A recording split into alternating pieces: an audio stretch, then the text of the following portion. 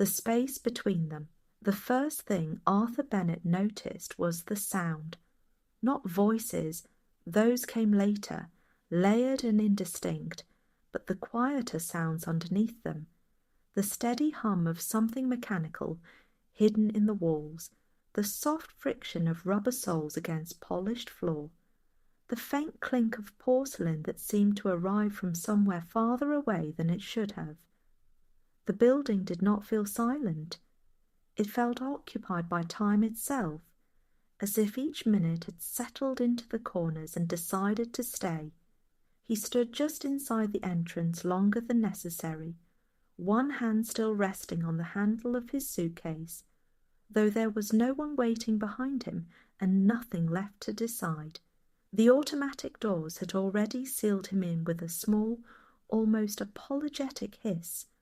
A woman at the reception desk looked up, then down again, as if she had already seen him earlier, or perhaps as if arrivals like his were so common they no longer required acknowledgment beyond a brief glance.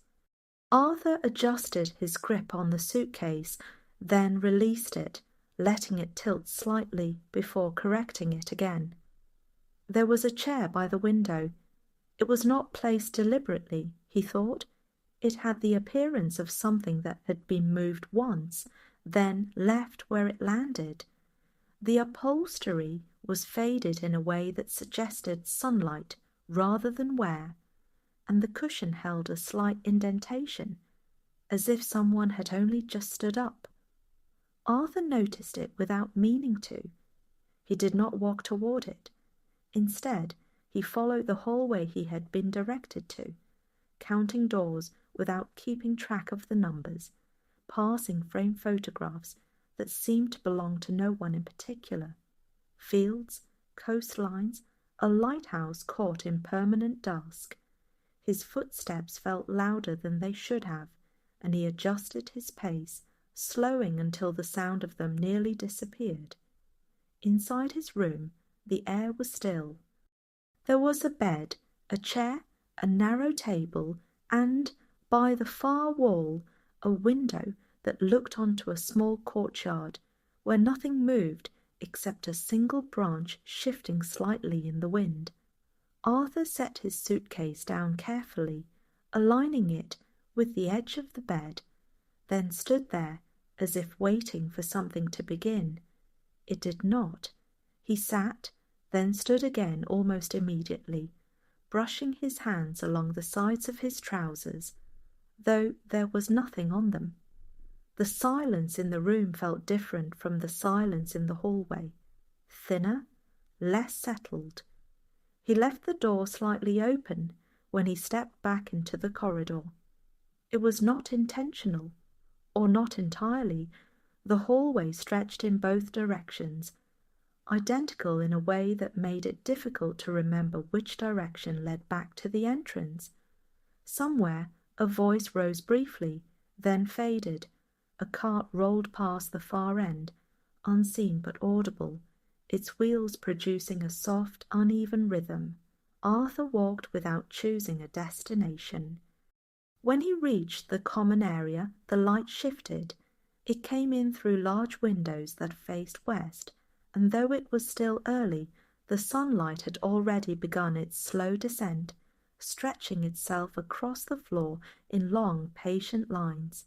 The room was arranged with a kind of careful neutrality, chairs spaced apart, small tables positioned as if to suggest conversation without requiring it.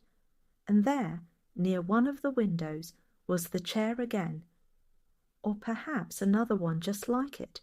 This time it was occupied.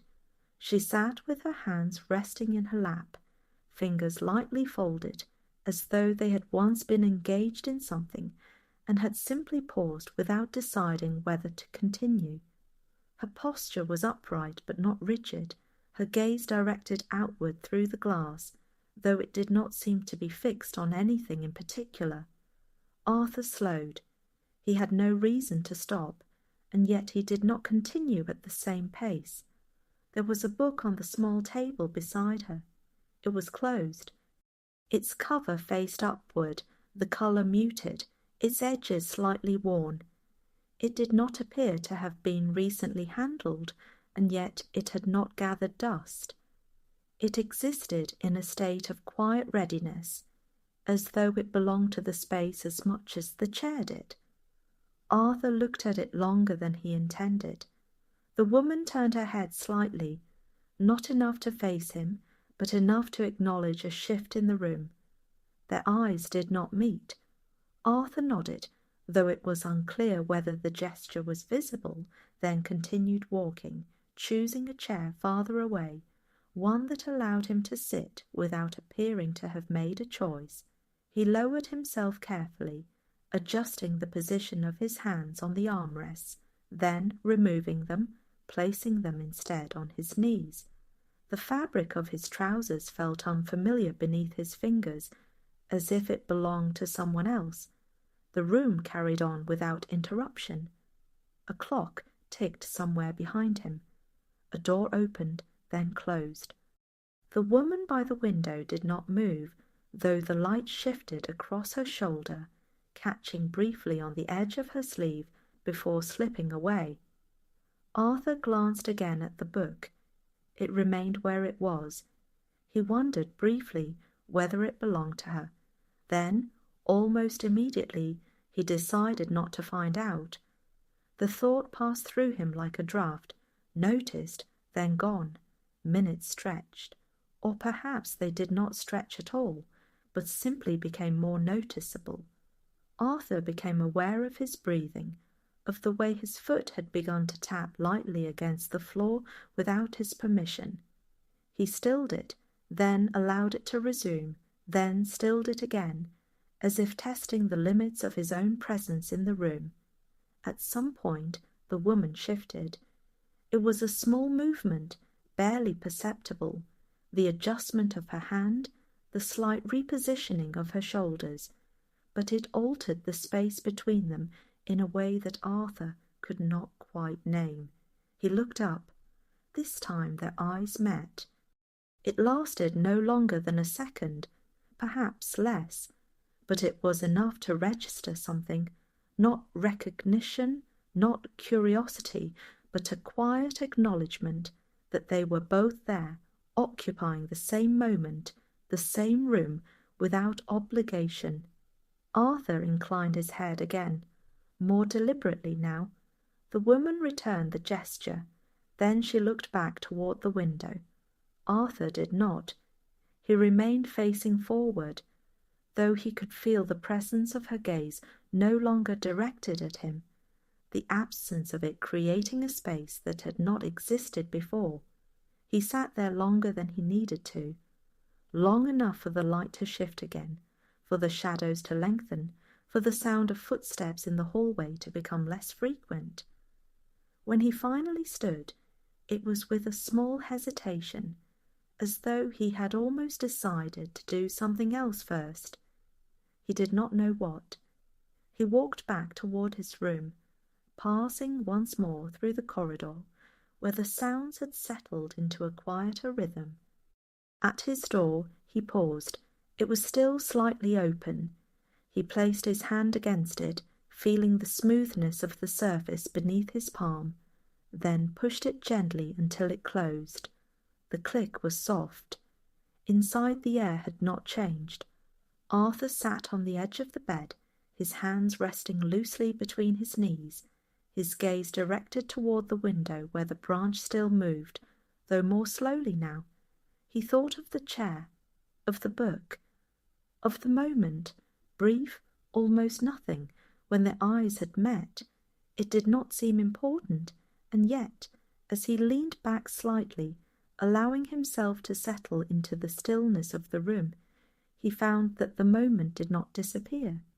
It remained, not as a memory, but as something unfinished. Morning arrived without urgency. It did not enter the room so much as gather there, gradually filling the spaces between objects until the outlines of things became clearer, then softer again, as if the light itself was uncertain how long it intended to stay.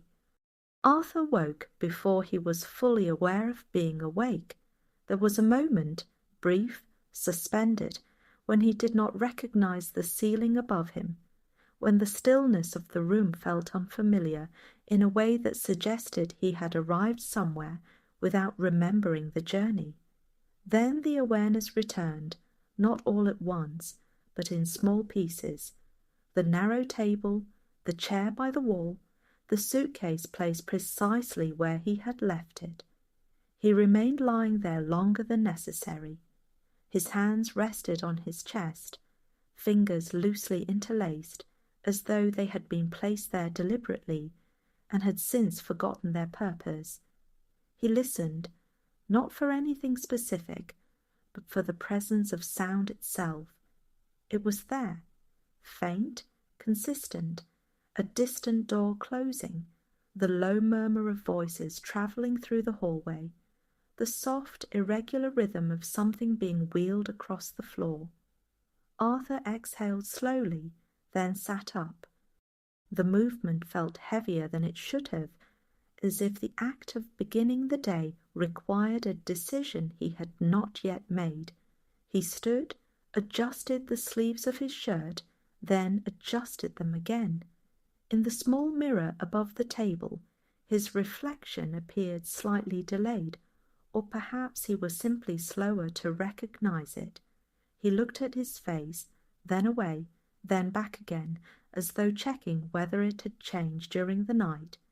It had not, or not in any way that could be named. The hallway was quieter than it had been the day before. The light there was different, less directional, more evenly spread, flattening the edges of things so that the doors appeared less distinct, the frame photographs less specific. Arthur walked toward the common area without pausing this time, though his pace remained measured, his footsteps carefully placed. The room was already occupied, not full, never full, but inhabited in a way that suggested the day had begun without him. At the far side, near the windows, the same chair stood, and beside it the small table, and on the table the book, closed, unmoved. Arthur felt the recognition before he acknowledged it. He slowed, not enough to stop, but enough to notice the shift in his own movement. The chair was empty. For a moment, brief, almost imperceptible, he stood there, his attention resting on the absence as if it were something tangible. Then he continued walking. There was a tray near the entrance to the room, set with cups, white porcelain, thin, each one placed with a kind of careful uniformity that suggested repetition rather than intention. Steam rose faintly from a metal container beside them, dissipating quickly into the air. Arthur approached it without deciding to. He picked up a cup. The heat of it surprised him, not because it was too hot, but because it was warmer than he expected, as if it had been waiting there longer than the steam suggested. He held it for a moment, feeling the warmth seep into his fingers, then moved toward one of the chairs, not the one by the window, another one slightly to the side. He sat. The cup remained in his hands. He did not drink. Instead, he watched the surface of the liquid, noticing the faint ripple that formed each time his grip shifted, the way the light reflected off it in a pattern that changed too subtly to follow. The room carried on. Someone coughed. A chair scraped lightly against the floor. A voice, closer this time, spoke a sentence that did not quite reach him, the words dissolving before they formed. Arthur lifted the cup slightly, then lowered it again. He glanced toward the window. The chair was still empty. He told himself this meant nothing, that the presence of a person one day did not imply their presence the next, that there were routines here, perhaps, but they did not belong to him. He adjusted his grip on the cup. The heat had begun to fade. He raised it again, this time bringing it closer to his lips, but stopping just short of drinking, as though something in the movement required confirmation. It did not come. He lowered the cup once more. Minutes passed, or perhaps they gathered. Arthur became aware of the cooling of the tea, not through taste, but through the diminishing warmth against his hands, the subtle shift that suggested time had moved forward without asking him to follow. He looked again toward the window, and this time she was there. He did not see her arrive. The chair, which had been empty a moment before, now held her presence as if it had never been otherwise. Evelyn Carter sat as she had the day before, her posture unchanged, her gaze directed outward, though now the light had shifted enough to rest along the side of her face, tracing the line of her cheek, before settling briefly at the edge of her jaw. The book remained on the table beside her. Arthur's hand tightened slightly around the cup. He did not move.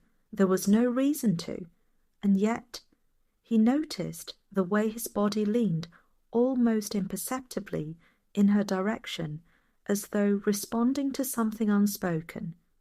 Evelyn did not turn, but after a moment she adjusted her hand, just enough to rest it closer to the edge of the table near the book. It was a small gesture. It changed nothing, and yet it altered the space between them in a way that Arthur could not ignore. He looked down at his cup. The surface of the tea had stilled.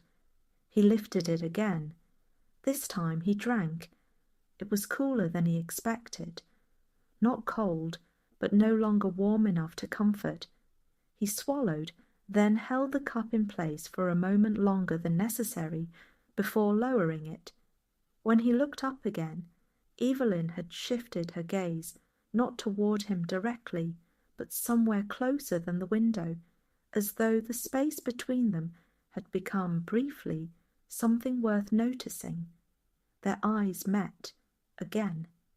This time the moment lasted longer. Not long enough to demand anything, but long enough that it might have. Arthur felt something, small, indistinct, move through him. Not recognition, not yet, but the beginning of something that did not immediately retreat. He inclined his head. She did the same. Then, after a pause that extended just beyond what was required, she reached for the book. Her fingers rested on its cover, but did not open it. Arthur watched, not openly, not in a way that could be seen, but with a kind of attention that made the moment feel more deliberate than it was. Evelyn's hand remained there. Then, slowly, she withdrew it. The book stayed closed.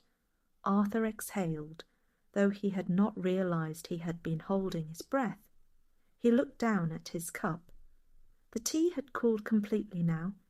He set it on the table beside him, the porcelain making a soft, almost hesitant sound as it touched the surface. When he stood, it was without urgency. He hesitated, just slightly, as if considering whether to do something else. He did not. He walked past the window. Closer this time, close enough to notice the faint pattern in the fabric of her sleeve, the way the light caught on a single thread and held there for a moment before slipping away.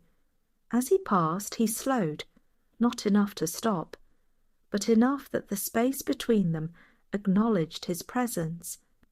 Evelyn did not look at him, and yet there was a shift, small, almost nothing. Arthur continued walking. At the edge of the room he paused, turning slightly, not fully, not enough to draw attention, but enough to allow himself one more glance.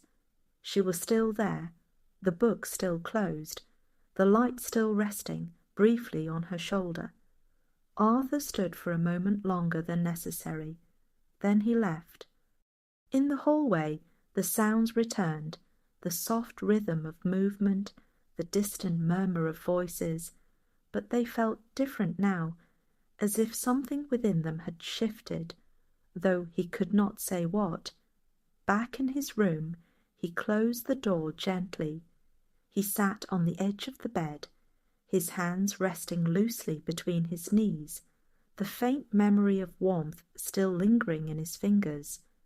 He thought of the cup, of the way it had cooled without him noticing, of the moment, longer this time, when their eyes had met, and of the book, still closed, still waiting. Arthur leaned back slightly, his gaze drifting toward the window, where the light had begun its slow descent once more. He did not name the feeling that settled in him, but he did not move away from it either. The hallway was longer in the afternoon. Or perhaps it only seemed that way because Arthur walked it more slowly, allowing the distance between one end and the other to reveal itself in increments. Each door, each framed photograph, each muted shift in light, becoming something to pass through rather than past. A cart stood halfway down, unattended.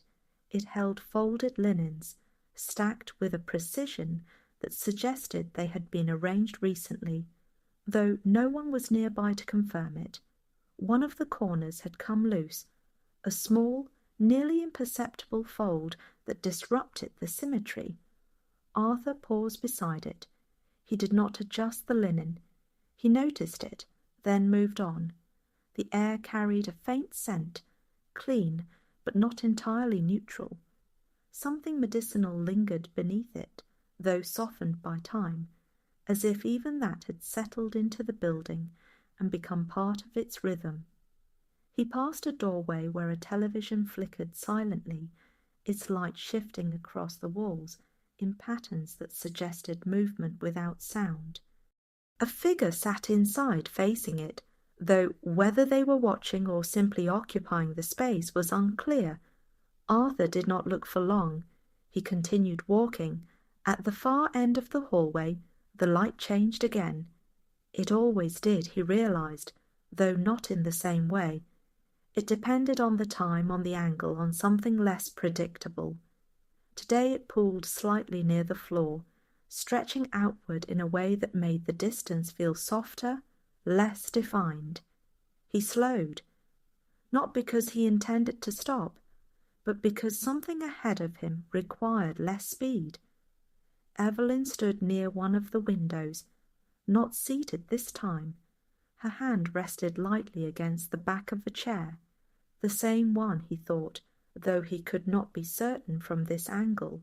The book lay on the small table beside it, closed, its presence unchanged, as if it had not moved since the day before.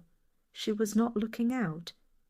Her gaze was directed slightly downward, toward the hallway itself, though not fixed on anything in particular. Arthur felt the moment before it happened, the quiet shift that occurs just before one person becomes aware of another. He considered turning. There was still time. The hallway behind him remained open, unclaimed. He could retrace his steps without explanation. Instead, he continued forward. His footsteps, though measured, carried enough sound to announce him, not loudly, not insistently, but in a way that could not be mistaken for absence. Evelyn lifted her head. Their eyes met sooner this time. There was no hesitation in it, no searching, only recognition, simple, unadorned, as though they had already agreed without speaking that this moment would occur. Arthur inclined his head, again, a gesture that had already begun to feel less deliberate. Evelyn mirrored it. Then, after a pause, she shifted her hand. It moved from the back of the chair to the edge of the table, resting briefly beside the book. Her fingers close to its cover, but not touching it. Arthur noticed the movement. He did not know why. He stopped, not fully, but enough that his forward motion paused between one step and the next. There was something in the space between them, not distance exactly, but the awareness of it. He could speak. The thought arrived without invitation. It did not remain. Instead, he nodded again, smaller this time, almost unnecessary. Evelyn's gaze held his for a moment longer than before. Then she looked toward the book, only briefly, but long enough that the gesture became something shared. Arthur followed her gaze. The cover was the same muted colour, its edges still slightly worn, its presence unchanged, and yet, standing there, it seemed less like an object and more like something that had been left in place for a reason. He did not ask. She did not explain. The silence between them shifted, not empty, but occupied. Arthur became aware of his hands, of the way they rested at his sides, unsure whether to move or remain still. He adjusted his weight slightly, the subtle transfer from one foot to the other, creating a small, contained motion that did not resolve into anything else. Evelyn noticed, or perhaps she only sensed the movement. Her fingers brushed the edge of the table, a light contact, then stillness again. Arthur took a step forward. This time he did not slow as much when passing, but he did not maintain his original pace either. Something in between. As he drew level with her, he became aware of the quiet details, the faint texture of the fabric at her sleeve, the way the light rested unevenly along the surface of the table, the slight curvature of the book spine where it had been opened many times, though not recently. He could have stopped. He did not. Instead, he passed her. The moment extended behind him, lingering in a way that made the next step feel slightly delayed, as if time itself had paused, then resumed without fully catching up. At the end of the hallway he turned, not completely, just enough. Evelyn had returned her gaze to the window. Her hand no longer rested near the book. It had moved back to the chair. The scene, at first glance, appeared unchanged, but Arthur knew something had shifted, not in the space, but in the way it was occupied. He stood there a moment longer than necessary, then continued on. The hallway behind him felt shorter now, or perhaps he simply did not notice its length in the same way.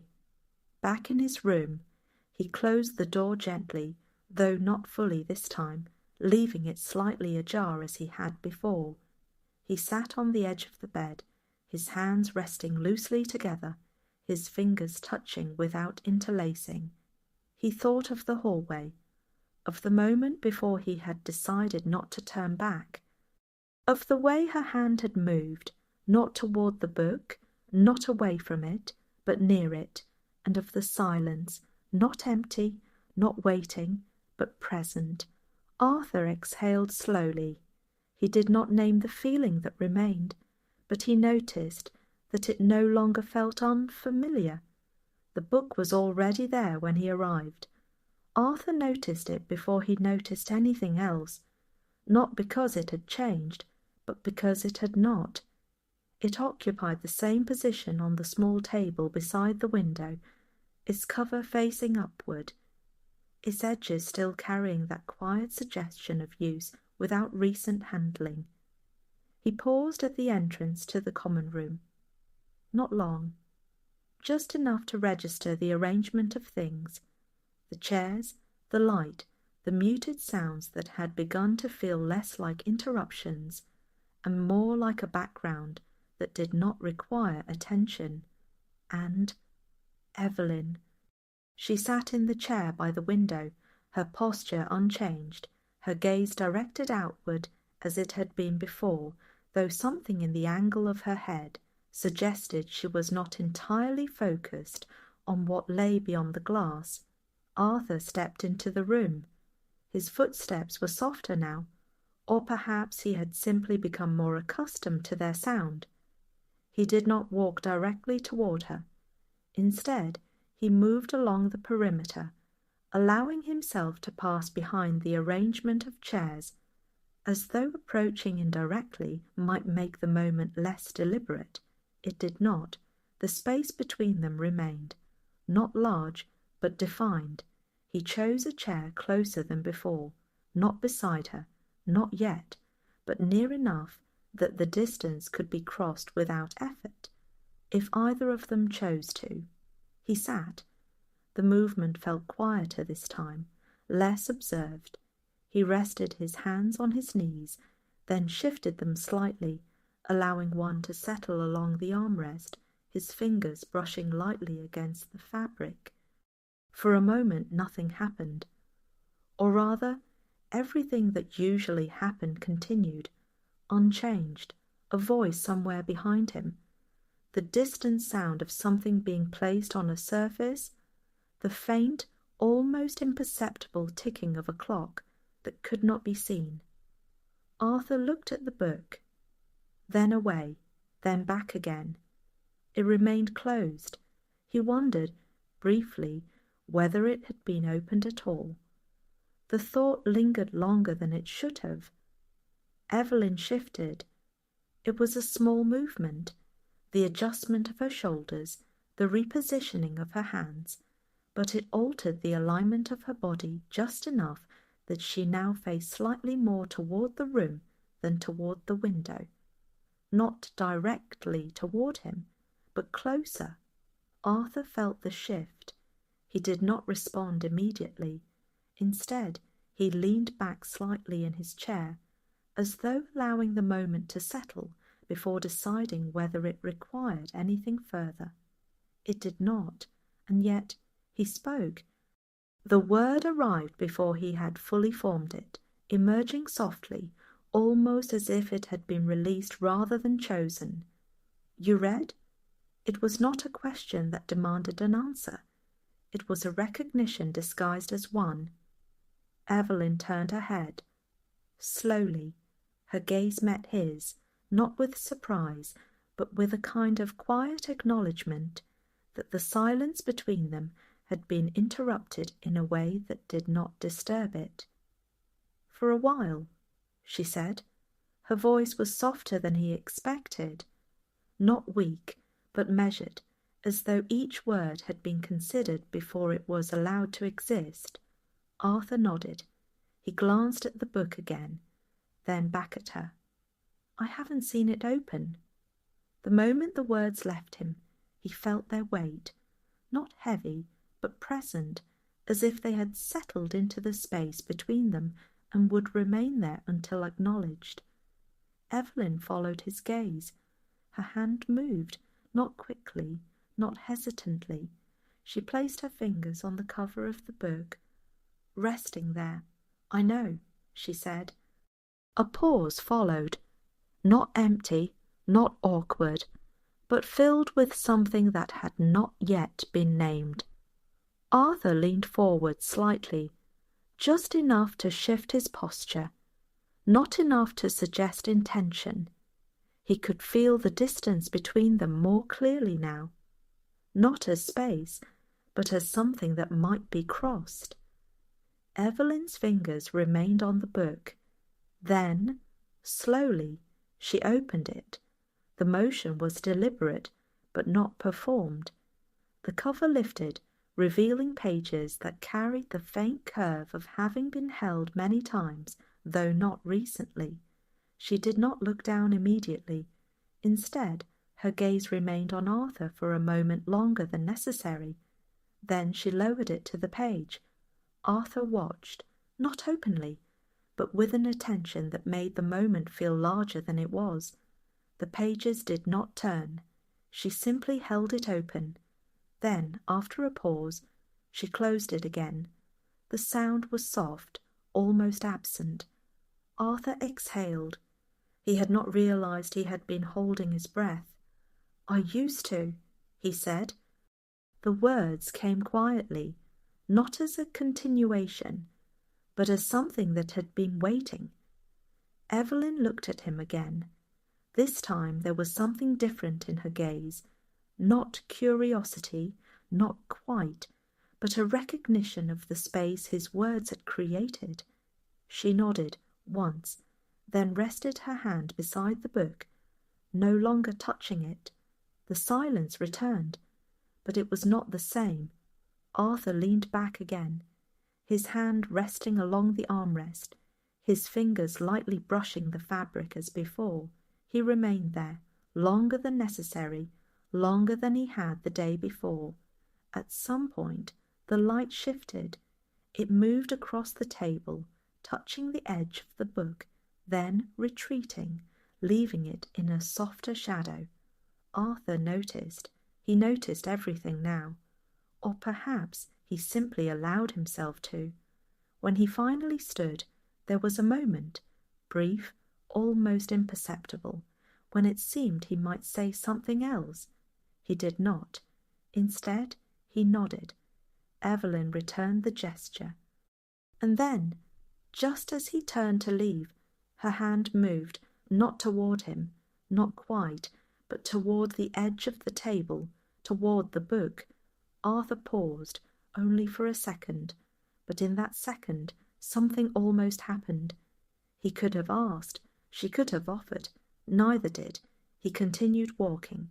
At the edge of the room he stopped, turning slightly, not enough to be seen, but enough to allow himself one more glance. Evelyn sat as before, the book closed once more, the light resting quietly across its surface. Arthur stood there longer than necessary, then left. In the hallway, the sounds felt softer, less distant, as though something within them had shifted, though he could not say what. Back in his room, he left the door open. Not slightly, but more than before, he sat on the edge of the bed, his hands resting loosely together, his fingers brushing lightly against each other, as if testing the presence of something that had not yet fully arrived.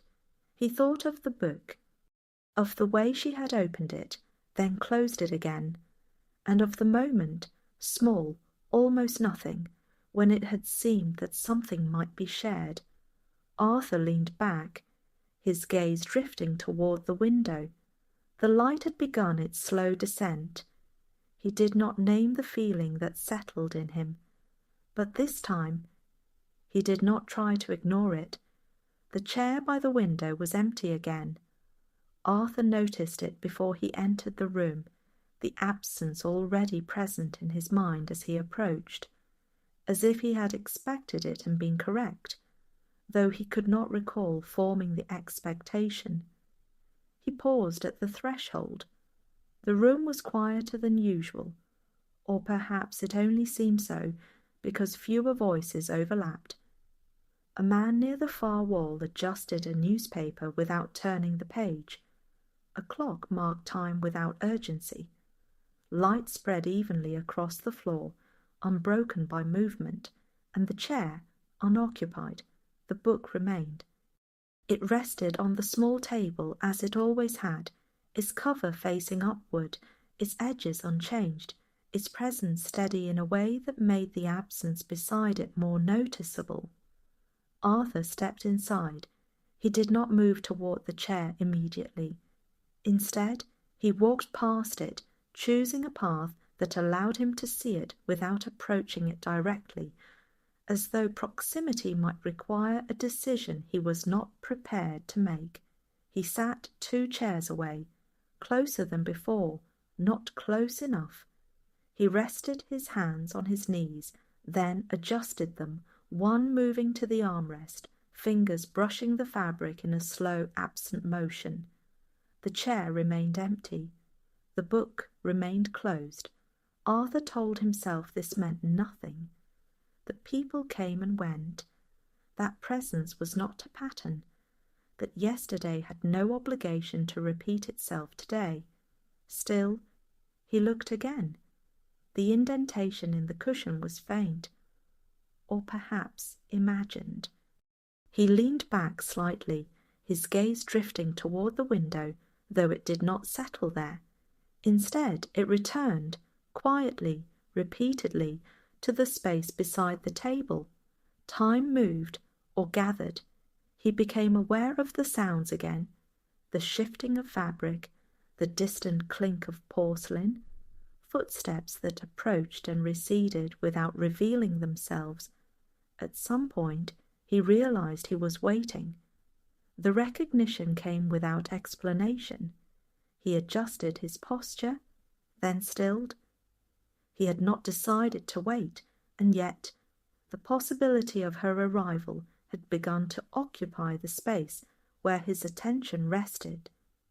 Arthur exhaled slowly. He reached for the cup on the table beside him. He had not noticed when it had been placed there. It was warm, not as warm as before. He held it, turning it slightly between his fingers, watching the faint ripple along its surface. He did not drink. Instead, he listened for footsteps, for a shift, for something that would indicate. He stopped himself. The thought did not complete. Minutes passed. The light shifted, moving slowly across the table, touching the edge of the book, then withdrawing again, leaving it in a softer shadow. Arthur leaned forward slightly, just enough to place the cup back down. The porcelain made a quiet sound. It seemed louder than it should have. He glanced toward the hallway. No one entered. The chair remained empty. The book remained closed. Arthur stood. The movement felt abrupt, though it was not. He hesitated, just slightly, as if considering whether to remain a moment longer. He did not. He turned, stepping away from the chair, from the table, from the book that had not moved. As he reached the edge of the room, footsteps, soft, measured, behind him. He paused, not fully, but enough. The sound approached, then stopped. Arthur did not turn immediately. There was a moment, brief, suspended, when the possibility of recognition existed without confirmation. Then, "Good afternoon," her voice, close, closer than before. Arthur turned. Evelyn stood beside the chair. Her hand rested lightly against his back, her posture unchanged, as though she had always been there, and he had simply failed to notice. "I didn't see you," he said. The words came out quieter than he intended. Evelyn inclined her head slightly. "I know." A pause. Arthur glanced at the chair, then at the book, then back at her. He felt the shape of something forming, something that might become a question, or a statement, or nothing at all. Instead, he nodded again. Evelyn's hand shifted, not toward the book, not yet. She pulled the chair back slightly. The sound was soft. Then she sat. The movement was unhurried, as though there was no need to arrive quickly at a position she already occupied. Arthur remained standing, for a moment longer than necessary.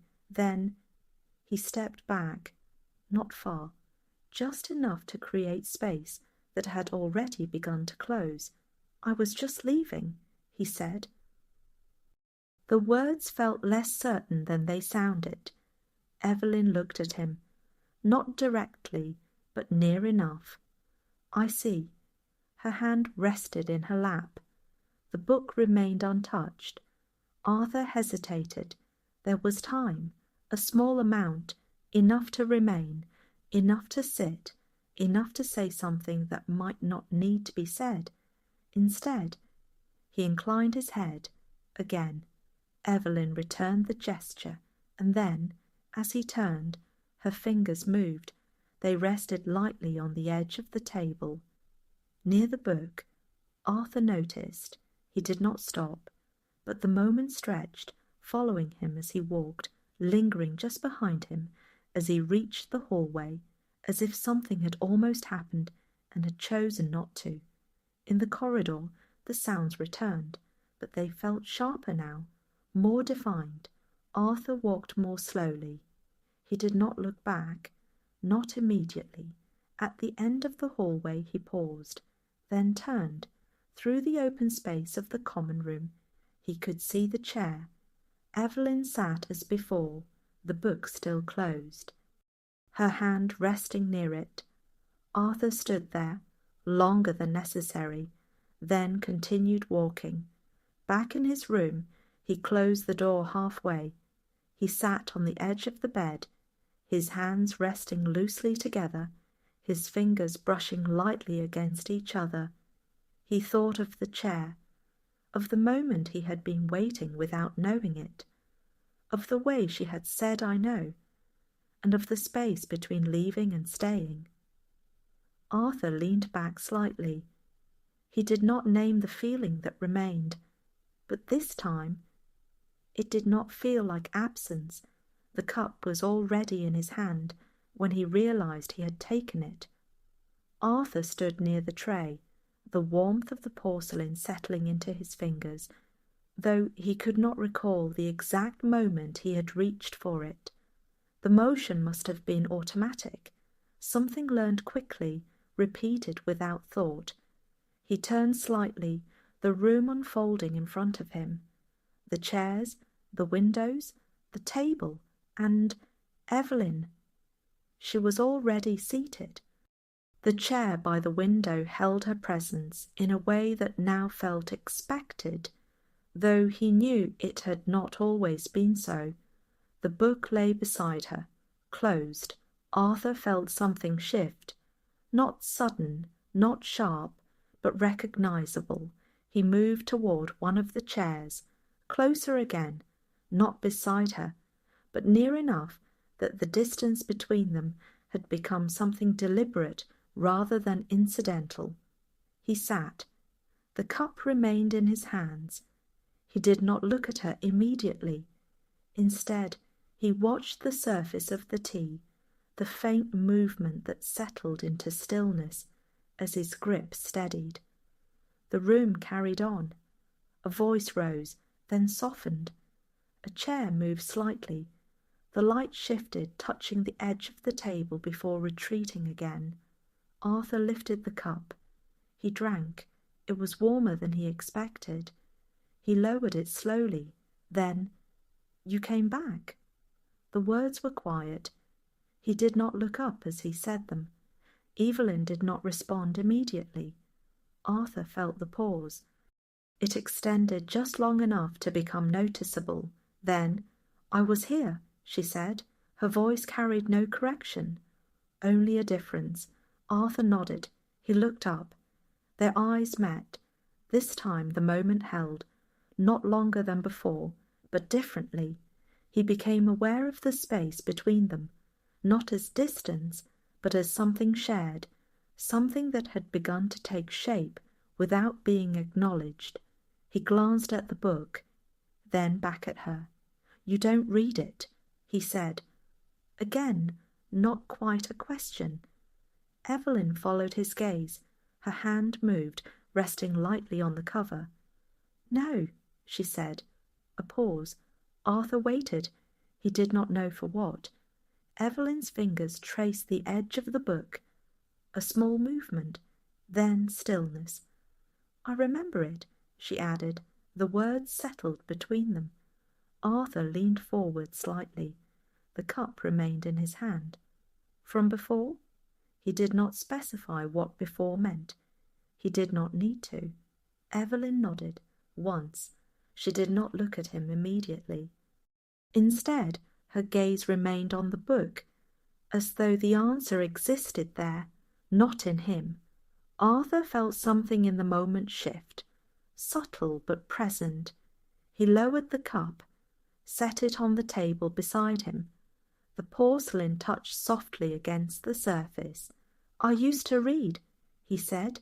Again, the words returned, but carried something different now, less distant, more immediate. Evelyn looked at him. There was something in her expression, not curiosity, not quite, but attention. "Why did you stop?" she asked. The question arrived without weight, but it did not feel light. Arthur hesitated. His hand rested on his knee. His fingers moved slightly, brushing against the fabric, as if searching for something that was not there. "I thought it was finished," he said. He did not elaborate. Evelyn did not ask him to. The silence that followed held the shape of something that might have been said, but wasn't. Arthur became aware of the light again. It had shifted, settling briefly along the edge of her sleeve, catching on a thread before slipping away. He noticed it. He noticed everything now. Evelyn's hand remained on the book. Then, slowly, she moved it, not away, not toward him, but closer to the edge of the table, closer to the space between them. Arthur felt the movement. He did not respond immediately. His hand remained where it was. Then, without deciding to, he leaned forward, just slightly, enough that the distance between his hand and hers became something measurable. Not touching, not yet, but near enough that it could be. The moment held, it stretched, there was time, enough. Evelyn's fingers stilled. Arthur's hand hovered, not reaching, not withdrawing. Something almost happened. Then, a sound, a chair scraping lightly behind them. The moment shifted, not broken, but altered. Arthur leaned back. Slowly, his hand returned to his knee. Evelyn withdrew her fingers slightly, resting them once more on the cover of the book. The space between them remained, changed but intact. Arthur reached for the cup again. It had cooled. He drank anyway. The taste was different now. He did not comment on it, neither did she. They sat there, together, not speaking, not needing to. At some point, Arthur realized he was no longer counting the minutes. He was no longer waiting for something to happen. He was simply there, beside her, in the same room, in the same light. When he finally stood, it was without urgency. He hesitated just slightly, as if the act of leaving required acknowledgement. Then, "I'll see you," he said. The words felt unfamiliar, not because of what they meant, but because of what they implied. Evelyn looked at him. There was a pause. Then, "Yes," she said. Arthur nodded. He turned, walked toward the hallway. His steps quieter now. Or perhaps he had simply stopped listening for them. At the edge of the room he paused. Not long, just enough, then continued on. Behind him, the chair remained, the book remained, and Evelyn, still there. Arthur did not look back this time, but as he walked, he felt something remain with him. Not a thought, not a memory, something else, something that had not been there before, and did not leave when he did. The morning did not begin where it usually did. Arthur woke at the same hour. The light gathering slowly along the wall, the faint sounds assembling themselves beyond the door. But he did not rise immediately. He lay still, one hand resting against his chest, the other beside him, fingers slightly curled, as if they had been holding something and had forgotten what. There was no reason to wait, and yet he remained. The ceiling above him held no answers. The room had not changed. The suitcase stood where it had been placed. The chair remained angled toward nothing in particular. The window framed the same branch shifting in the same slow rhythm. Still, something had shifted, not in the room, in the way he occupied it. Arthur turned his head slightly toward the door. It was closed, fully. He noticed that. He did not remember closing it all the way. A faint sound passed through the hallway, a cart perhaps, or footsteps softened by distance. He exhaled, then sat up. The movement felt deliberate, more so than before, as if rising required acknowledgement now, not just action. He stood, adjusted his sleeves, then paused, his hand resting briefly against the edge of the table. The surface was cool. He kept his hand there longer than necessary, feeling the stillness of it, as though it might anchor something that had begun to shift. Then he let go. The The hallway felt different, not quieter, not louder, but more present, as if each sound arrived with greater clarity. The faint echo of movement, the soft closing of a door, the murmur of voices that did not overlap as much as before. Arthur walked slowly, not out of hesitation, but because something in him resisted arriving too quickly. At the entrance to the common room he paused. The chair by the window occupied. Evelyn sat as she always had, her posture unchanged, her gaze directed outward, though her head tilted slightly as if she were listening rather than looking. The book rested beside her, closed. Arthur stood there a moment longer than necessary, then stepped inside. He did not walk directly toward her. Instead, he moved along the edge of the room, tracing a familiar path, though it felt less incidental now, more like a pattern he had already begun to follow without deciding to. He chose a chair, closer again.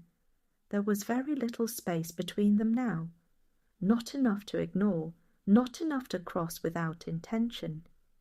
He sat. His hands rested on his knees, then shifted. One moved to the armrest, the other remained where it was. He did not look at her immediately.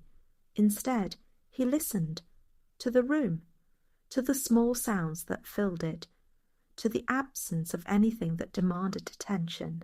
Then, "You're late." The words came from her, soft, not accusing, not even entirely certain. Arthur turned his head. Their eyes met.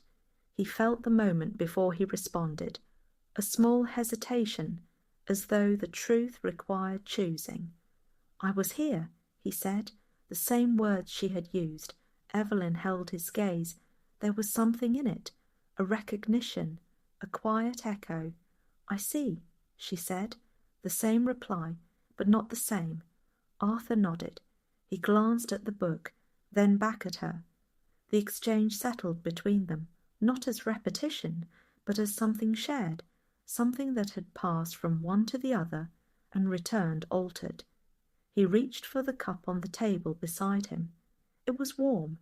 He lifted it, did not drink. Instead, he held it, watching the faint movement of the liquid inside. Evelyn's hand rested near the book, not touching it, but close. Arthur noticed. He noticed everything now. The way her fingers curved slightly inward, as if they might move, but had chosen not to. The angle of her wrist, the small space between her hand and the cover. He leaned forward, just slightly, enough to feel the shift in distance, not enough to close it. The moment held. He could speak, he could reach. He did neither. Instead, he lifted the cup, drank. The tea was warmer than he expected. He swallowed slowly, lowered the cup, set it down. The porcelain made a soft sound. Evelyn's fingers moved, not toward him, toward the book. They rested lightly on the cover, then paused. Arthur felt the pause. It extended, invited something. He did not move. Evelyn's hand remained. Then, slowly, she withdrew it. The book stayed closed. Arthur exhaled. He had not realized he had been holding his breath. The moment passed, or shifted. It was difficult to tell. They sat there, together, not speaking. The silence no longer felt like something to cross. It felt like something they occupied. After a while, Arthur realized he had been delaying something. Not his arrival, not his words, something else. He could not name it, but he felt it, in the way his body remained slightly forward, in the way his hand rested closer to the edge of the armrest, in the way his attention returned again and again to the space between them. When he finally leaned back, the movement felt like a decision, not to leave, not yet, but to step away from something that had almost happened. Evelyn did not look at him, and yet he felt that she had noticed. The light shifted, falling briefly across the book, then moving on. Arthur watched it, then looked away. When he stood, it was slower than usual. He did not speak immediately. There was time, a small amount, enough to say something. Instead, "I'll come earlier," he said. The words felt unnecessary, but not incorrect. Evelyn turned her head. Her gaze rested on him. There was a pause. Then, "You don't have to." Arthur nodded. He knew that. Still, he inclined his head, then turned. As he walked toward the hallway, he felt it again. That sense of something unfinished, not left behind, but carried with him. In the corridor the sounds returned, but they no longer felt separate from him. They moved with him, or perhaps he moved within them. Back in his room, he left the door open, wider than before.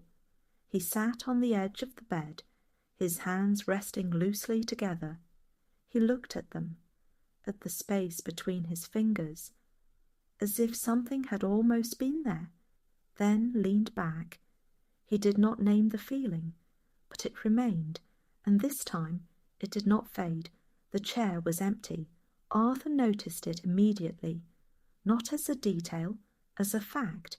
He had arrived at the same time, earlier even. The hallway had carried the same sounds, the same measured rhythm, the same quiet continuity that made each day feel less like a beginning and more like a continuation. And yet, the chair was empty. The book remained, closed, unchanged. Arthur stood at the entrance longer than usual. He did not move, not right away. There was a moment, brief but distinct, when the absence felt incomplete, as though it had not yet settled into the space it occupied. Then it did, and the room continued. Arthur stepped inside. His footsteps sounded clearer, not louder, but more defined. He walked toward the chairs, closer than before, closer than necessary. He chose the one beside hers. He had not done that yet. The movement felt not deliberate, but not accidental. He sat. The space beside him remained unoccupied. The book rested on the table, unmoved. Arthur leaned forward slightly. His hand hovered near the table, not reaching, not touching, just near. He withdrew it, rested it on his knee, then moved it again, back toward the table. He did not touch the book. Instead, his fingers rested lightly against the surface beside it.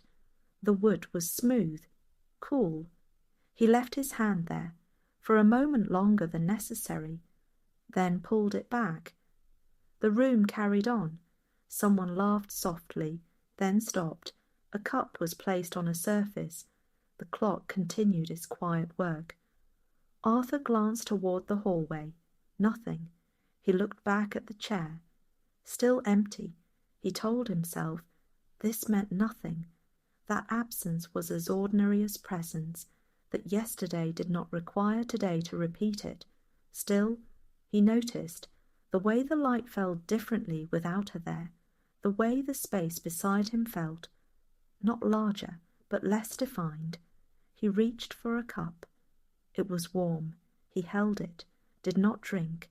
Instead, he watched the surface of the tea, the faint movement, the way it stilled. Minutes passed. He did not count them, but he felt them. In the cooling of the cup, in the shifting of the light, in the way his attention returned again and again to the chair beside him. At some point he realized he was waiting. This time he did not question it. He simply noticed and remained. The cup cooled. He drank. It was no longer warm. He swallowed anyway, set it down. The porcelain touched softly against the table. Arthur leaned back. His hand rested on the armrest, then shifted. His fingers moved slightly, brushing against the fabric as if searching for something that had been there before. He stopped, looked at his hand, then away. The chair remained empty. The book remained closed. Arthur exhaled slowly. He stood. The movement felt heavier, more final.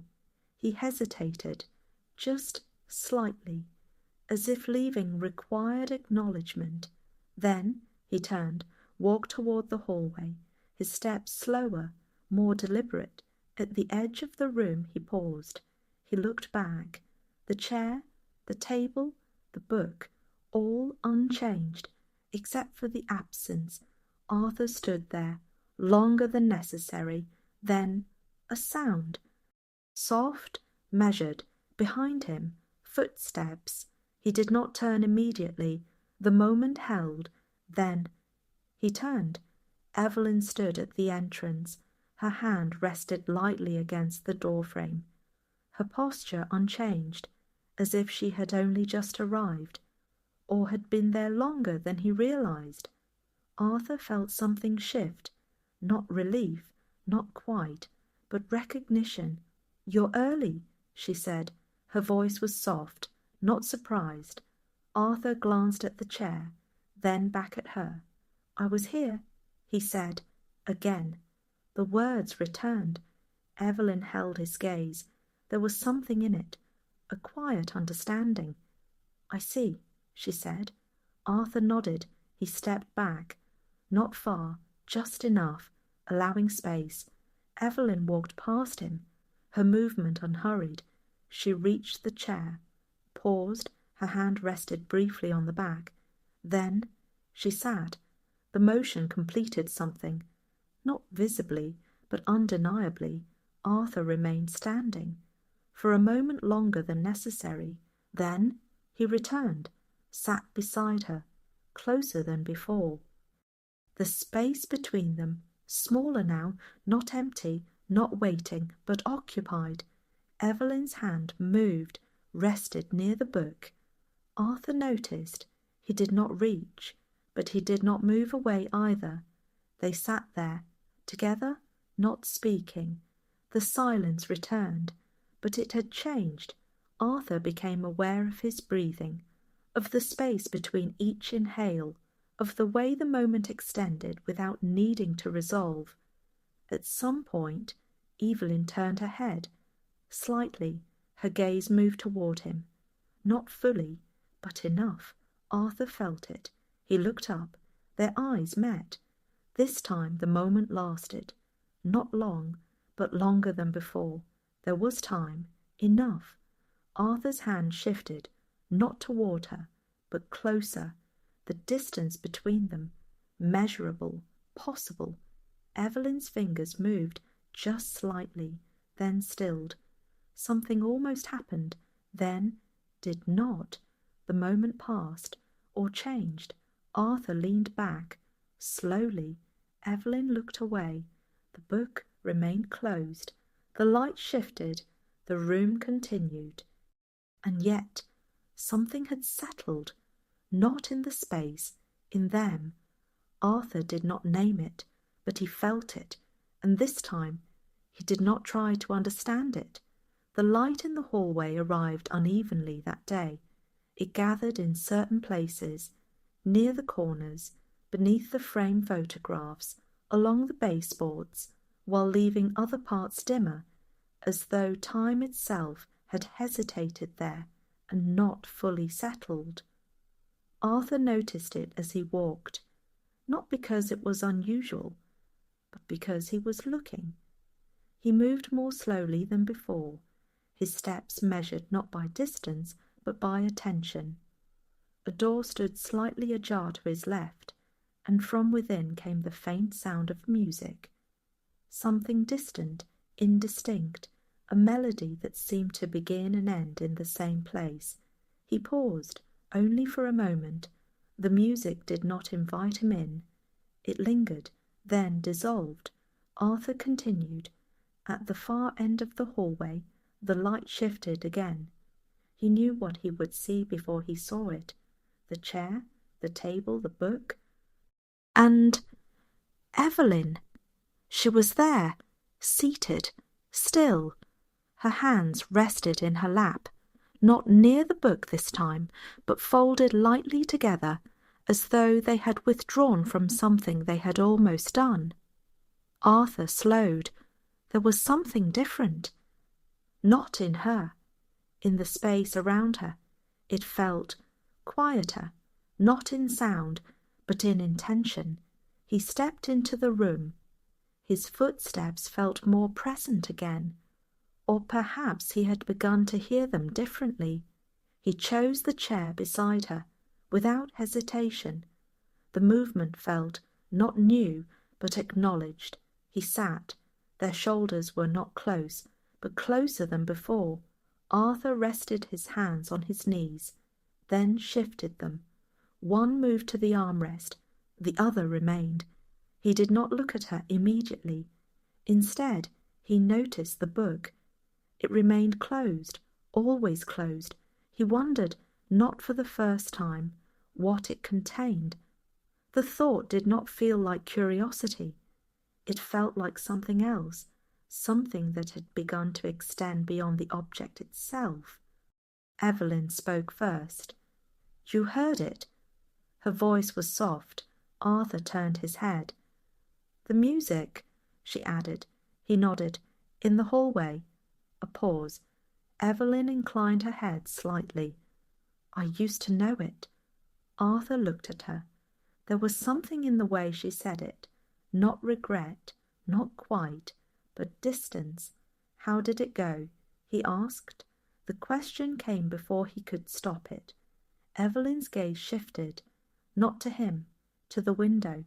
The light rested briefly along the glass, then moved. "I don't remember," she said. A pause followed, longer than usual. Arthur felt something in it, something that extended beyond the words. "You almost did," he said. He did not know why he said it. Evelyn looked at him. This time there was something different in her gaze, not recognition, not attention, something closer to exposure. "Almost," she said. Her fingers moved slightly in her lap. A small gesture, then stillness. Arthur became aware of his own hands, of the way they rested, uncertain, as though they might move, but had not decided how. He leaned forward slightly, not toward her, toward the table, toward the book. The movement felt closer than before. He stopped. His hand hovered, not reaching, not withdrawing. Evelyn noticed. Her gaze followed. The space between his hand and the book became something defined. Arthur exhaled, slowly. "I used to read to someone," he said. The words arrived without warning. He had not intended to say them. Evelyn did not respond immediately. The silence that followed was not empty. It held the shape of what had been said. "Who?" she asked. Her voice was softer now. Arthur's hand lowered, rested on his knee. He did not look at her. Instead, he looked at the book, at its cover, at the way the light no longer reached it. "My wife," he said. The words fell, still, as if they had not moved in a long time. Evelyn's fingers tightened slightly, then relaxed. Arthur continued, not because he had decided to, but because something had begun. "She stopped remembering," he said. A pause. The room did not change, and yet everything felt different. "I thought if I kept reading—" He stopped. The sentence did not complete. It did not need to. Evelyn did not ask him to finish. She did not look away. Arthur became aware of the space between them again, of how little distance there was, of how much remained. "She liked this one," he added. His gaze shifted to the book. Evelyn followed it. Her hand moved, slowly, resting on the cover. For the first time, She did not withdraw it. Arthur watched, not openly, but fully. "She gave it to me," Evelyn said. The words were quiet. Arthur looked at her. "She used to read it aloud," Evelyn continued, her fingers pressed lightly against the book. "Not all at once." A pause. "Just a few pages at a time." Arthur felt something in his chest shift, not sharply, but undeniably. "She would stop," Evelyn said, "before the end." Arthur nodded. He understood. Without explanation, they sat there, the book between them, not just an object now, something else, something shared. Arthur's hand moved, slowly, closer, not touching, but near. Evelyn's fingers remained, the space between their hands, small, possible. The moment held, it stretched. There was time, enough.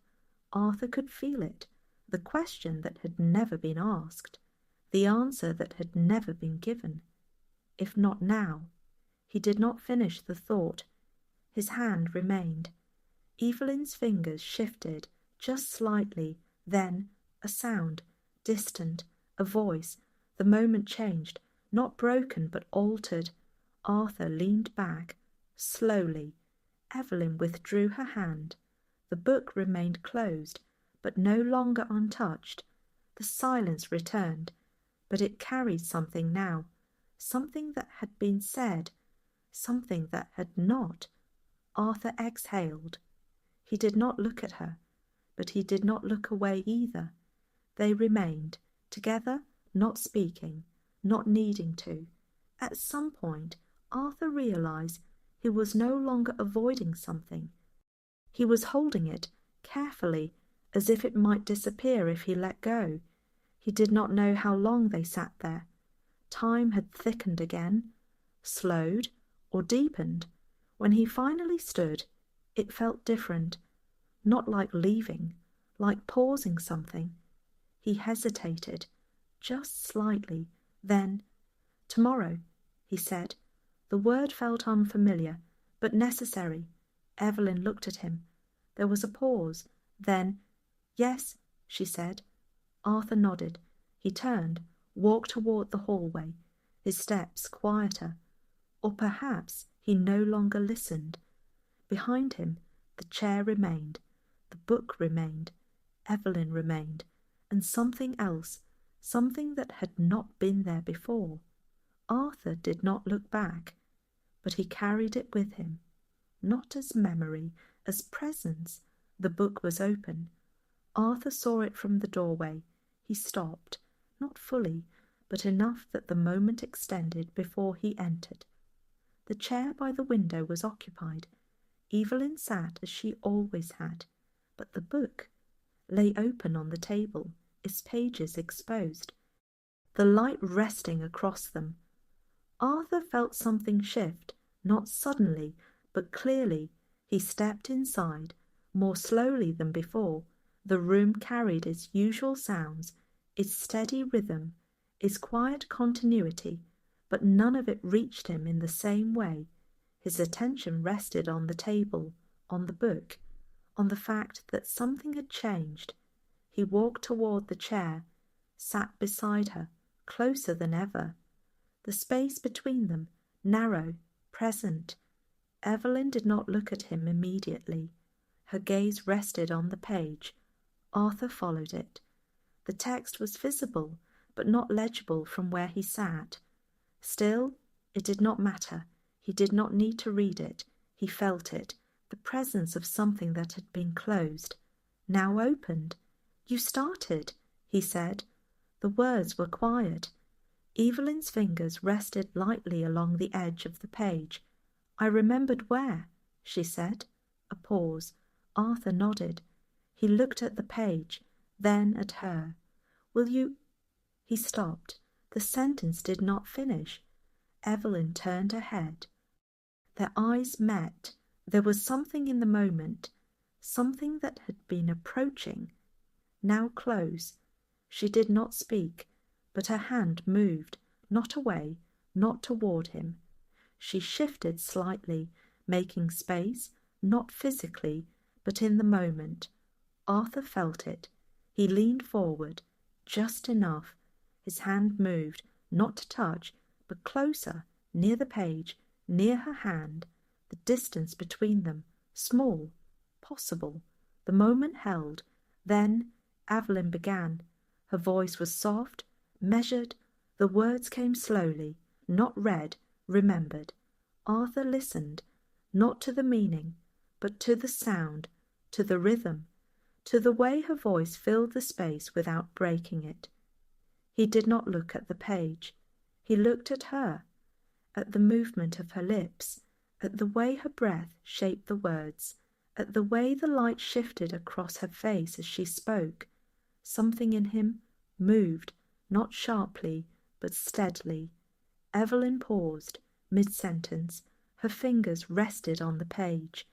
Arthur felt the pause. It extended. Then she looked at him. Not fully, but enough. "I don't remember the next part," she said. Arthur nodded. He did not speak.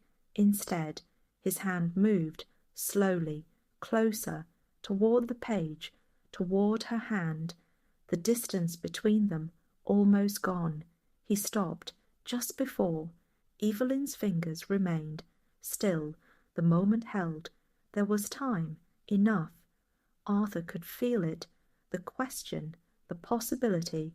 If not now, he did not finish. Instead, he withdrew his hand, slightly, not fully, but enough. Evelyn watched. Then she turned the page. The sound was soft, almost absent.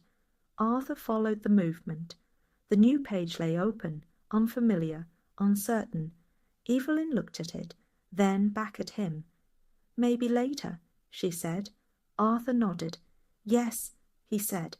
The word felt different. Not agreement, not quite, something else. They sat there, the book open between them.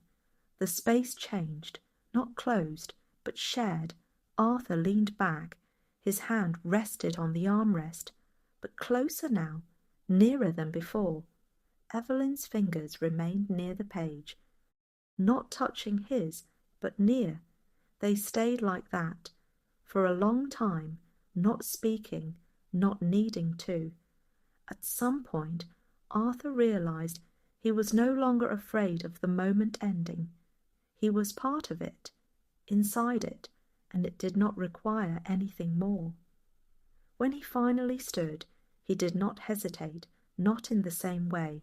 "I'll be here," he said. The words came without effort. Evelyn looked at him. There was a pause. Then, "I know," she said. Arthur nodded. He turned, walked toward the hallway. The sounds returned, but they felt distant, less important. Behind him, the book remained open, the page waiting.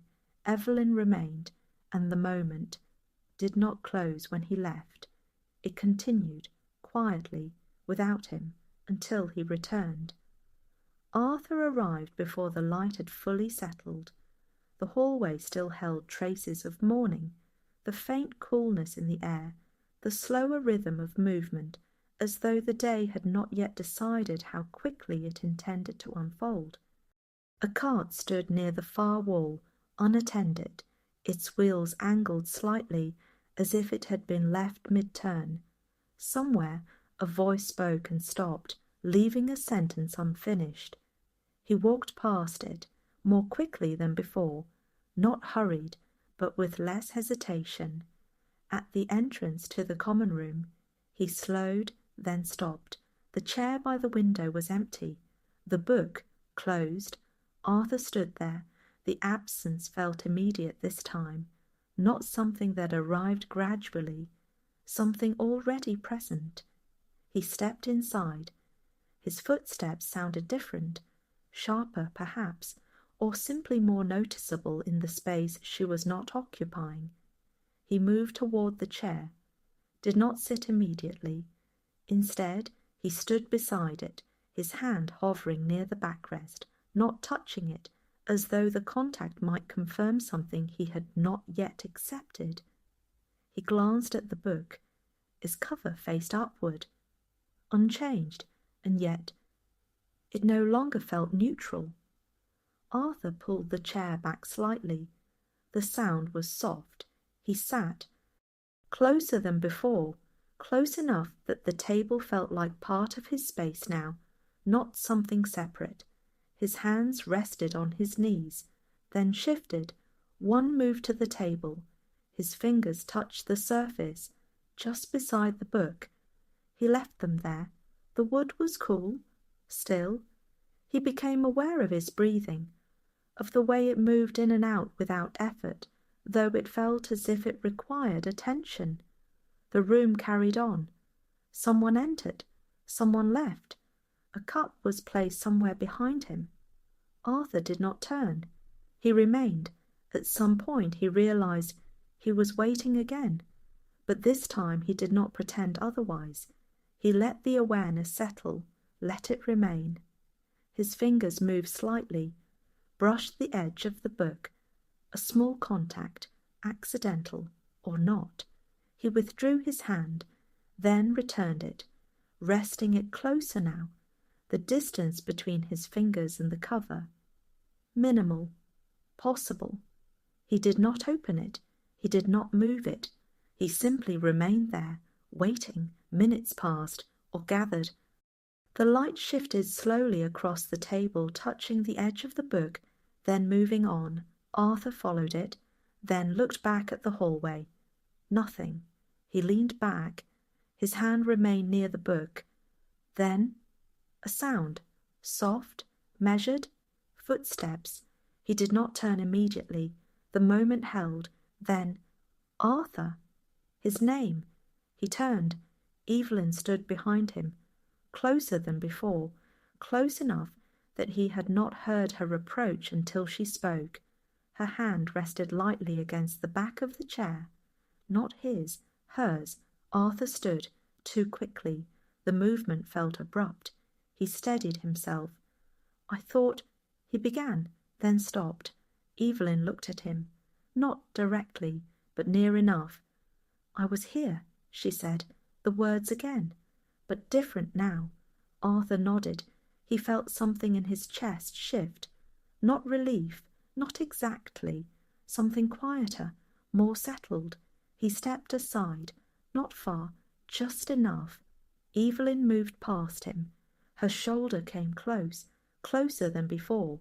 For a moment, the space between them disappeared. Not through touch, but through proximity. She reached the chair, paused. Her hand rested on the back. Then she sat. Arthur remained standing, for a moment longer than necessary.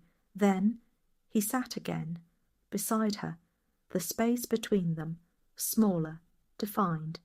Evelyn's hand moved, rested on the table, near the book. Arthur noticed. His own hand remained where it had been. Closer now, their hands, near, not touching, the book between them, closed, but no longer distant. You came early, she said.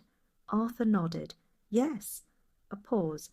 Evelyn's fingers shifted slightly, brushing the surface of the table, not reaching, not withdrawing.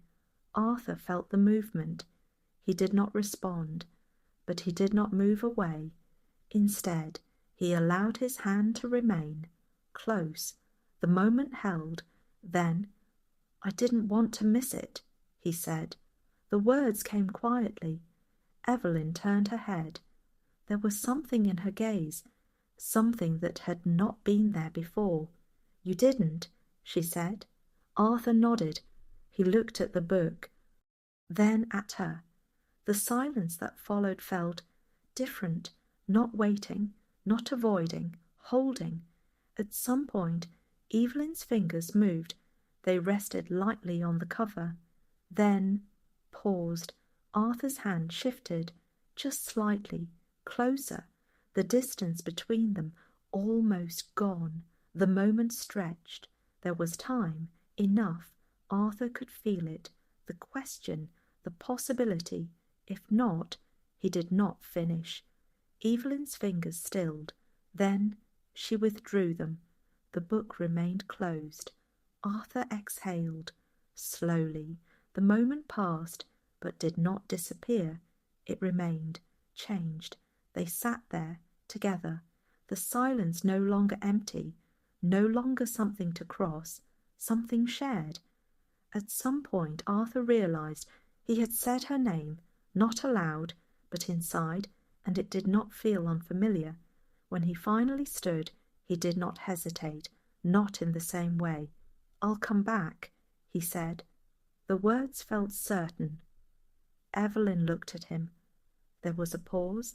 Then, "I know," she said. Arthur nodded. He turned, walked toward the hallway. The sounds returned, but they did not pull him away. Behind him, the chair remained, the book remained, Evelyn remained, and something else, something that no longer felt unfinished. It felt in progress. The light was softer that afternoon. It did not stretch as far across the floor, did not linger as long on surfaces, as though it had decided to remain closer to itself, leaving the room in a quieter shade. Arthur noticed it as he entered, but only briefly. His attention moved elsewhere, to the chair, to the table, to Evelyn. She was already there. The book lay open, not wide, just enough. A page turned slightly upward at the corner, as if it had been interrupted mid-movement. Arthur stepped closer, sat beside her, without hesitation. The space between them, narrow now, familiar. Evelyn's hand rested on the page, her fingers lightly touching the paper. Arthur looked at it, then at her. "You found it," he said. His voice was quiet. Evelyn nodded. "I think so." A pause. Arthur leaned forward slightly, not toward her, toward the book. The page carried lines of text. He could see them now, not clearly, but enough to recognize their shape. Evelyn began to read, her voice soft, measured. The words came slowly, not continuous, interrupted by small pauses, as if each one needed to be placed carefully before the next could follow. Arthur listened, not to the story, to her, to the rhythm of her voice, to the way it filled the space between them. He did not move, did not speak. He remained. Evelyn paused, mid-sentence. Her fingers rested on the page. Arthur felt the pause. It extended. Then she looked at him, not fully, but enough. "I remember this part," she said. Arthur nodded. He did not ask her to continue. He did not need to. The moment held. Then her hand moved, slightly, not away, not toward him, but closer, to the space between them. Arthur felt it. His own hand shifted, not deliberately, not consciously, but closer. Their hands, near, the distance between them, minimal, possible. The moment stretched. There was time, enough. Arthur could feel it. The question, the answer. If not now. He did not finish. Instead, he allowed his hand to remain, close, not touching. Evelyn's fingers moved, just slightly, then stilled. Her breath slowed. Arthur noticed. He noticed everything now. The light, the page, the space between their hands. The way time had thickened again. The way the moment refused to move forward or back. It simply stayed. Then Evelyn exhaled. Softly, her fingers withdrew. Not quickly, but completely. The space returned, not as before, but present. Arthur leaned back. Slowly, his hand returned to the armrest. The moment passed, or changed. Evelyn closed the book. The sound was soft, almost absent. Arthur looked at it, then at her. Neither spoke. They did not need to. The silence returned, but it was no longer uncertain. It held something now, something that had almost happened, and had not, but still remained. Arthur became aware of his breathing again, of the way it had shifted, of the way it had aligned with something outside of him. He sat there longer than necessary, longer than before, not waiting, not anticipating, simply remaining. At some point, Evelyn turned her head. Her gaze moved toward him. Their eyes met. This time the moment did not hesitate. It held, quietly, without demand. Arthur felt something settle, not in the room, in himself. He did not look away, neither did she. Then, a small movement. Evelyn adjusted her sleeve. The fabric shifted. The light caught on it, then moved.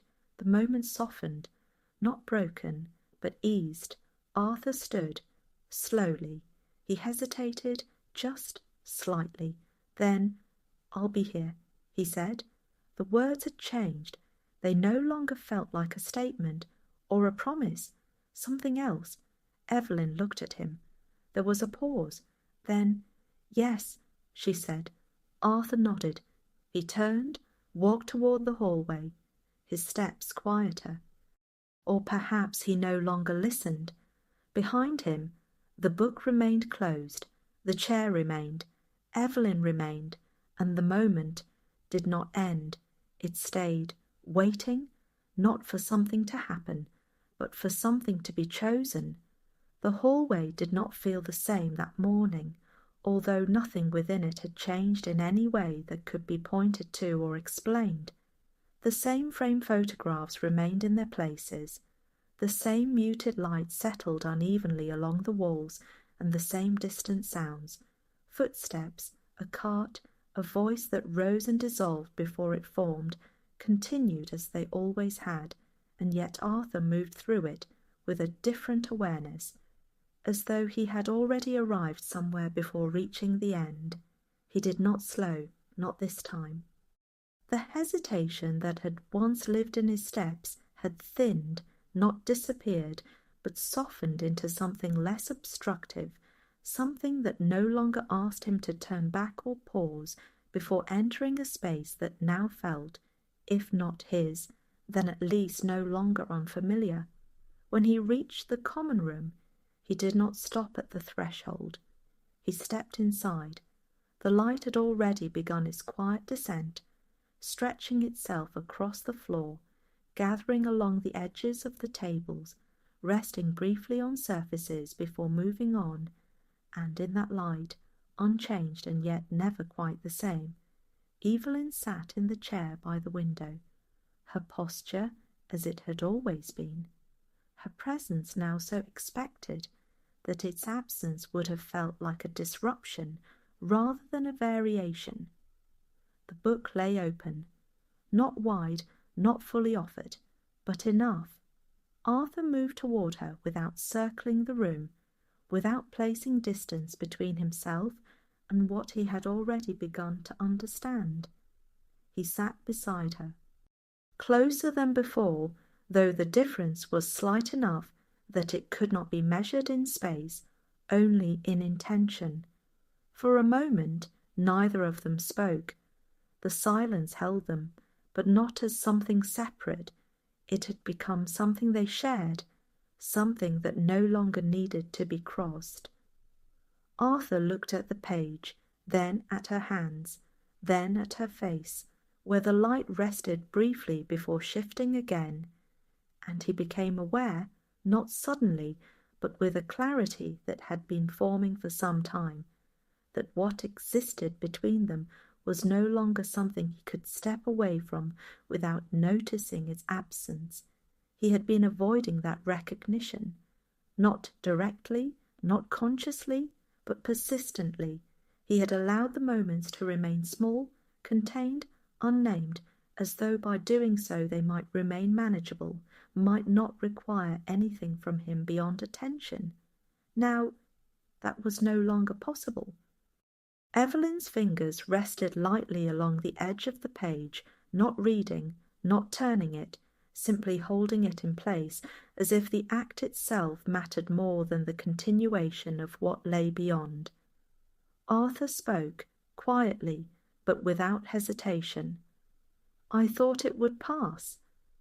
The words settled between them, not as a confession, not as an explanation, but as something that had finally found its place in the open.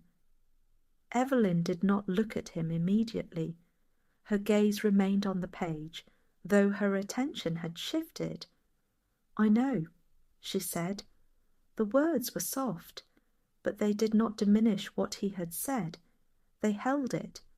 Arthur leaned forward slightly, his hands resting on his knees, his fingers still, as though any movement might alter the moment in a way he did not yet understand.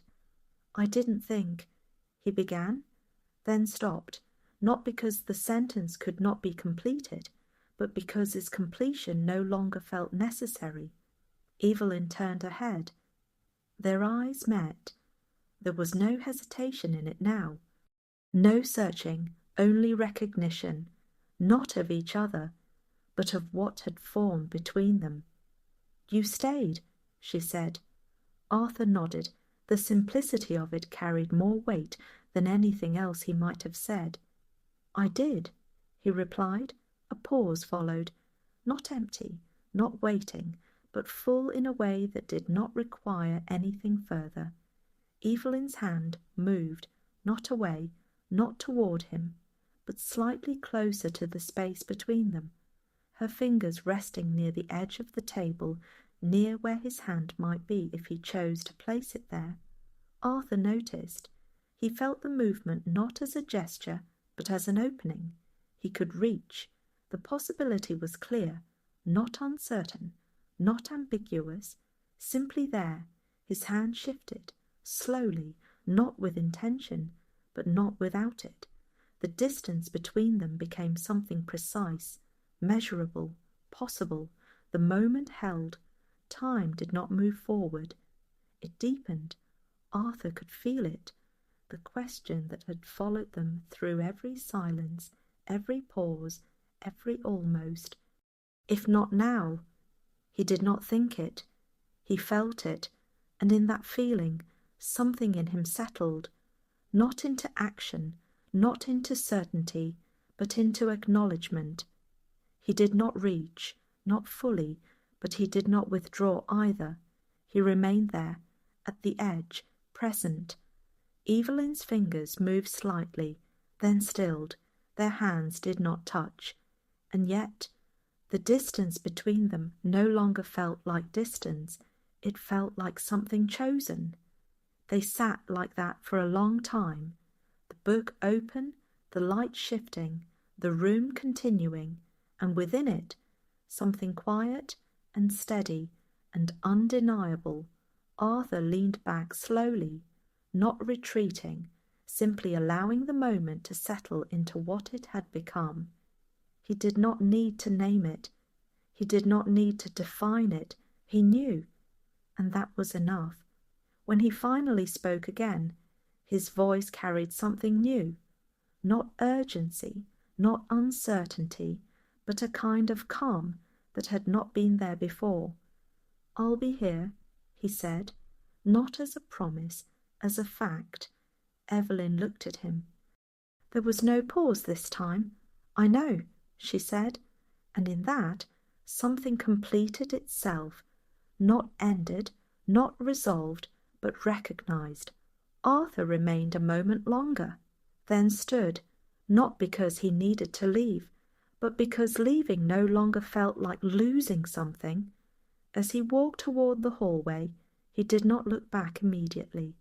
When he did, it was not to check, it was simply to see. Evelyn remained, the book remained, and what had begun did not depend on whether he was in the room. It existed, quietly, steadily, and for the first time Arthur did not feel the need to hold it carefully. It held itself.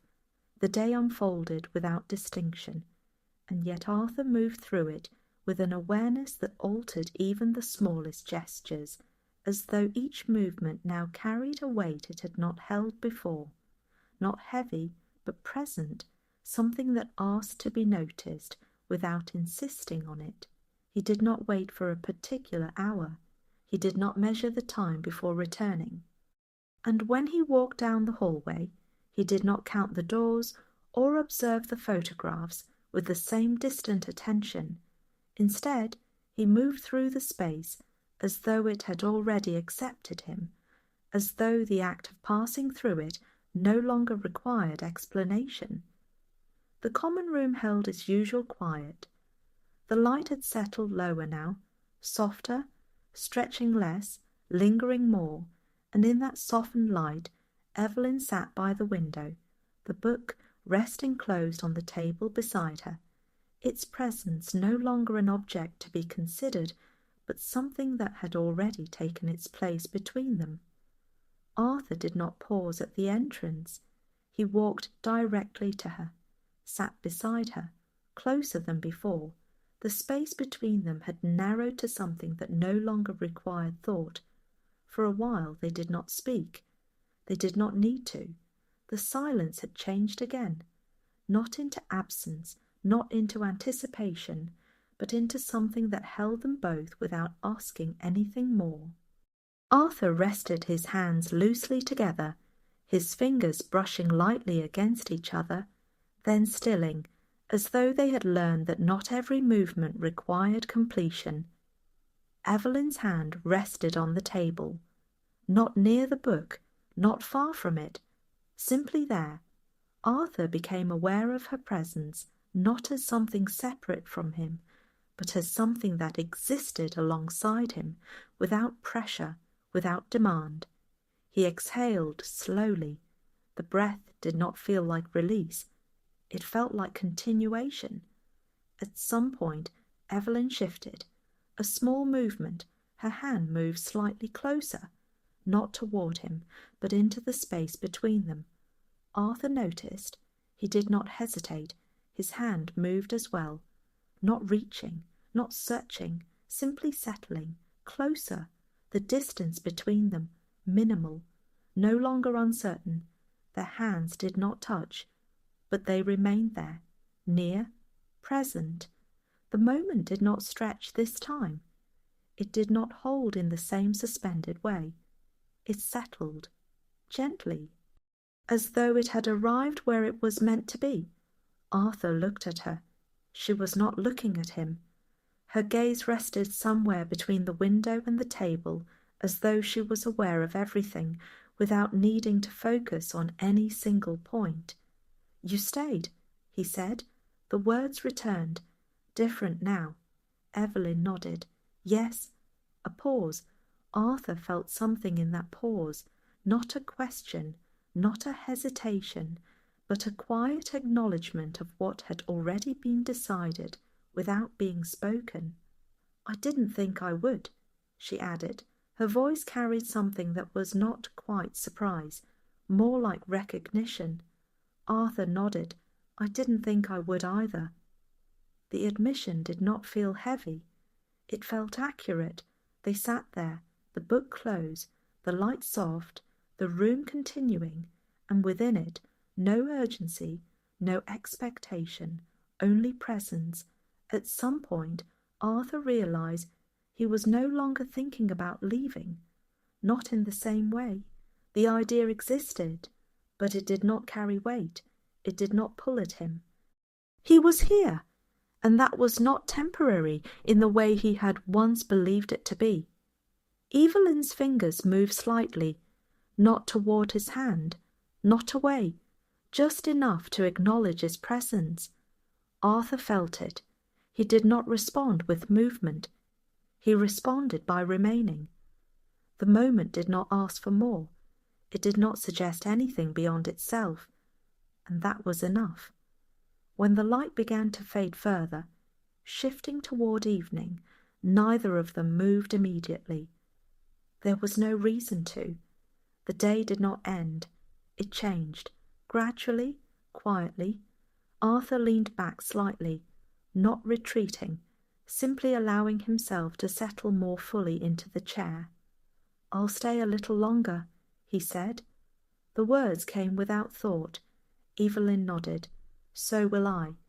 And in that, something simple and quiet and complete existed, not as a conclusion, not as an answer, but as a shared decision that required no explanation.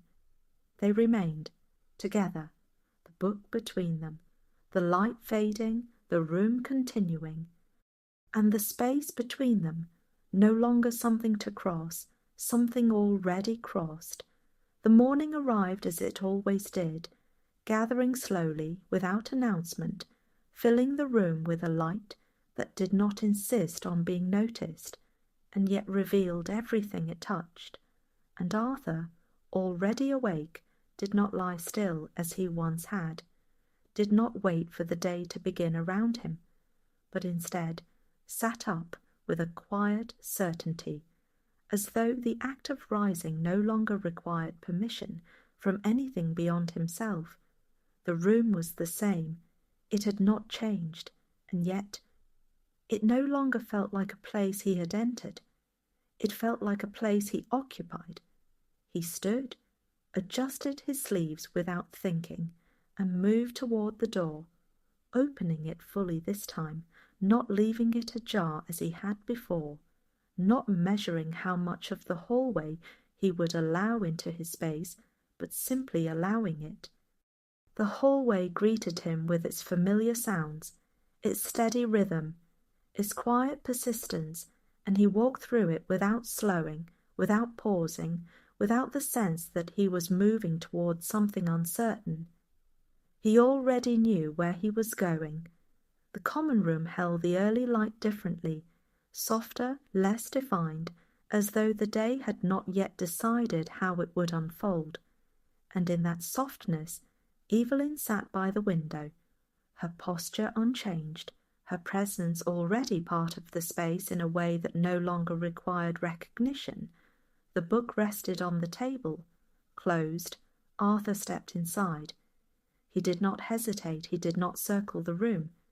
He walked directly to her, sat beside her, close, the space between them, familiar, occupied. He rested his hands on his knees, then shifted one, not toward her, not intentionally, but closer. Evelyn noticed. Her hand moved slightly as well, not reaching, not withdrawing, simply there. For a moment they did not speak. The silence was not empty. It did not wait. It held. Arthur looked at the book, then at her, then at the window, where the light rested briefly before moving again.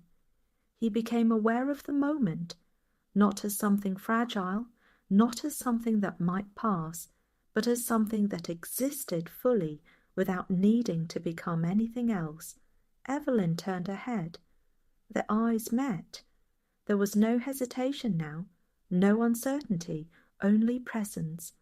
Arthur's hand moved, slowly, not as a decision, not as a risk, but as something that had already begun before he became aware of it. The distance between their hands, gone, not abruptly, not dramatically, but quietly.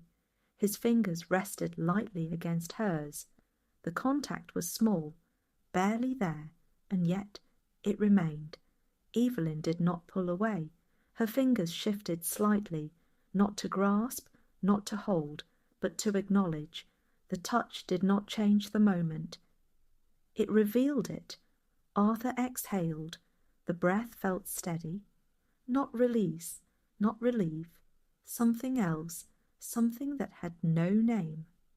They sat there, together, the book between them, the window beside them, the light moving slowly across the room. Arthur did not look away. Neither did she. There was nothing to say, nothing to resolve, nothing to explain, and yet something had begun. Not loudly, not suddenly, but undeniably. The hallway continued its quiet rhythm beyond the room.